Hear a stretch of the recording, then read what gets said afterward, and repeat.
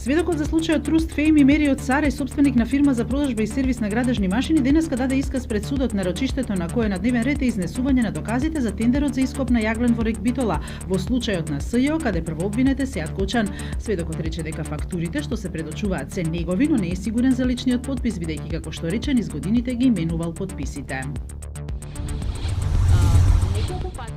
По дводневната посета на Скопје, еврокомесарот за проширување Јоханес Хан заминува како што вели уверен дека сите клучни играчи во земјава се посветени на европската перспектива.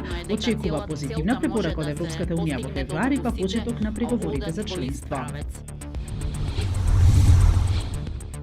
Чарли Роуз, водечки новинар во американската телевизија CBS, беше обвинет вчера во Вашингтон Пост од повеќе жени кои тврдат дека сексуално ги малтретирал. Телевизијата веднаш го суспендираше Роуз и најави истрага, а јавната телевизија PBS и Bloomberg соопштија дека ја прекинуваат соработката со него. 75 годишниот Роуз е обвинет дека малтретирал помлади жени кои работеле или сакале да работат на неговата политичка емисија. Тој е најновиот во серијата американски актери, политичари и новинари кои се обвинети за сексуално малтретирање.